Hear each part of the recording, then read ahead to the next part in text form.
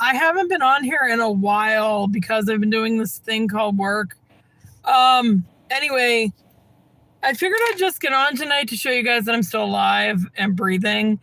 But yeah, I've been working a lot, which is good. But sometimes I don't know if I have like the best jobs in the world because I do Uber and I do Instacart right now, and not really Spark, which is like Walmart orders, but like they do not seem to be cutting it. So I wonder if you guys could pray for me, because I actually prayed for you guys the other day. I legitly did. So there's that. One thing I found out recently is that you can never love God too much. You can't. If you are burning your brain out trying to love God or focusing, maybe you're not loving him the right way. You know what I mean? Yeah. But like, God is eternal, and you can never love something eternal too much.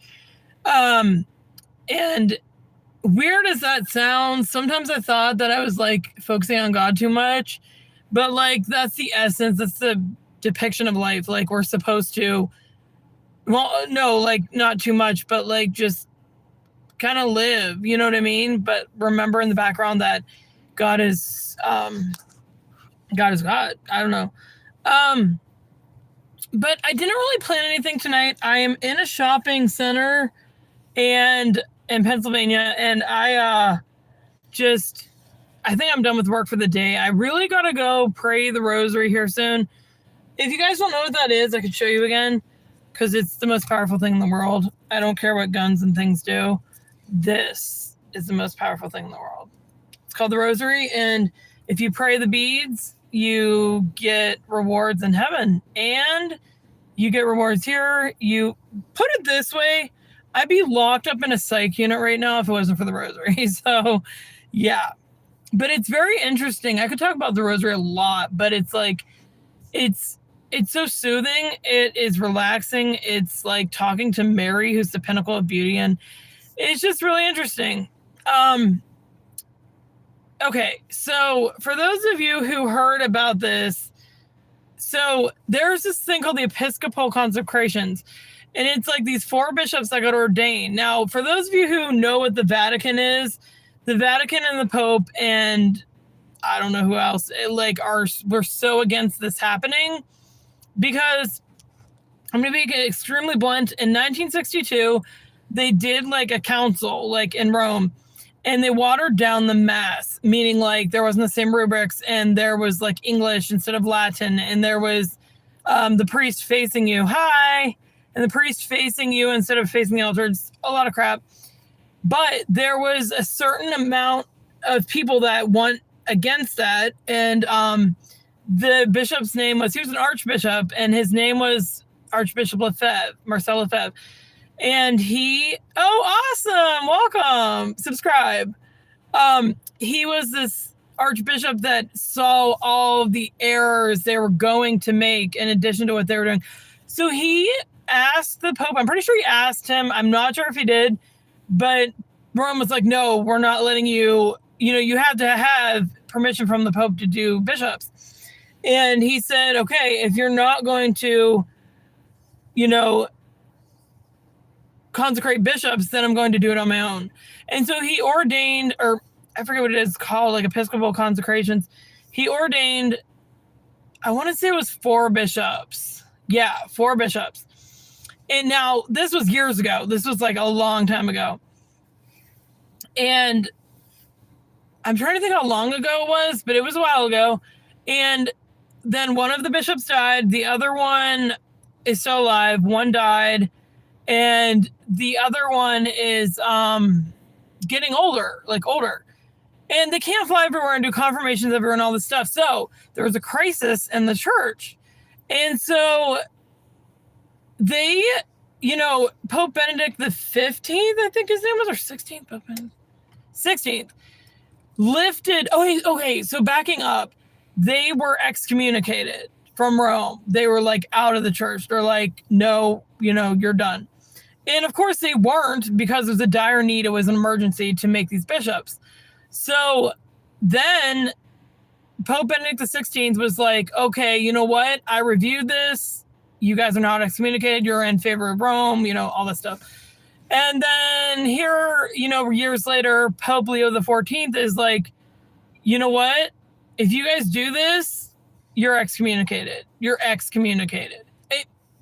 All the while of like blessing same-sex marriages. But anyway, but they're like, you know what? The Society Superior, it's called the Society of St. Pius X, but the Society Superior wrote the Pope this letter, and I wish I had it with me. It's really good. But he just not bluntly, but just like plainly told him what was going on. And he put down all the reasons, and he told him absolutely everything. So yesterday, or was it today? It was like today or yesterday, they consecrated the bishops, 4 bishops. And one of them was pretty young. He's like 40 or something. But they consecrated 4 bishops, and they got excommunicated from the church.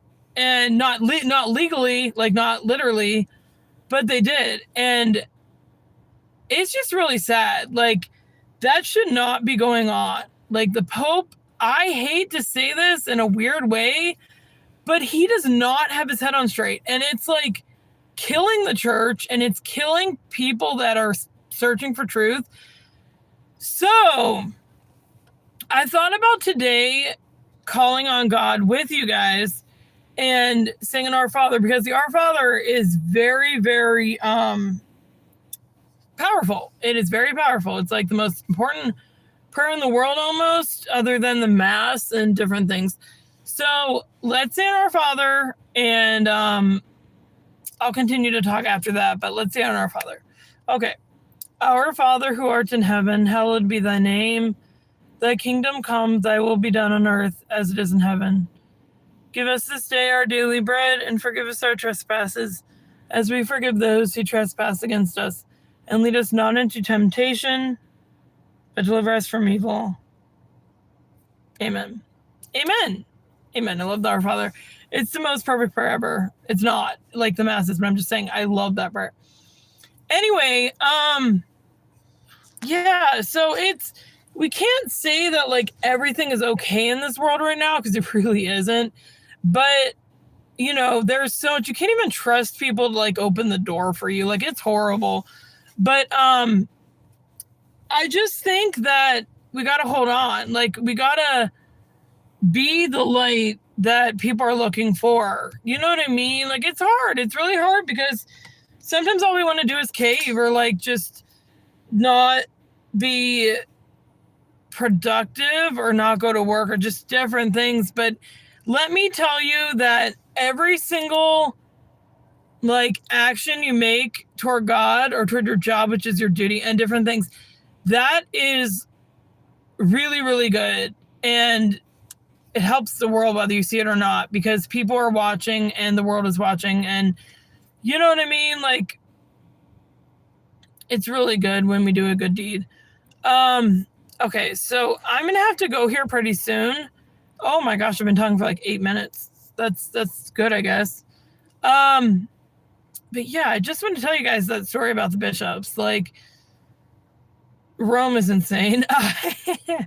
It's insane. And people that are not Catholic probably look at like Catholicism and Rome and these excommunications like, I'm not joining that thing.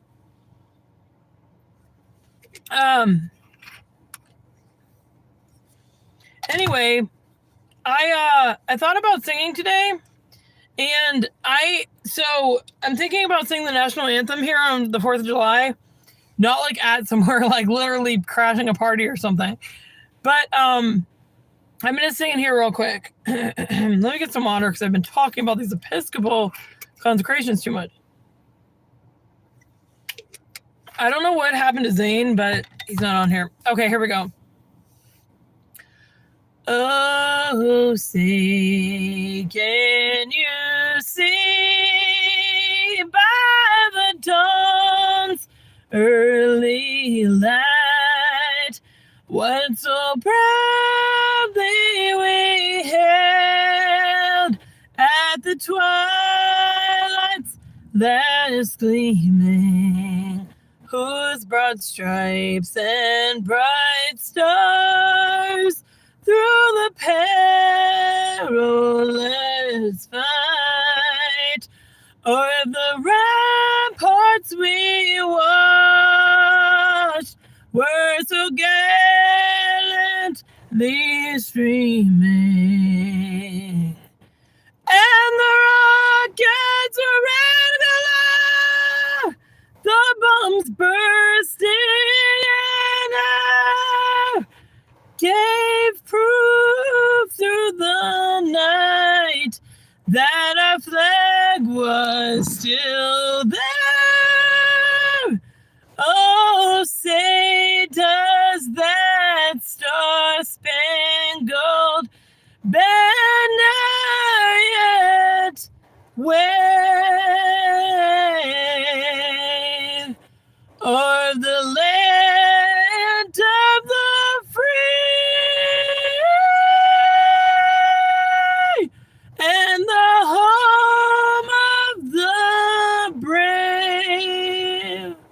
All right, God bless. Bye. Bye.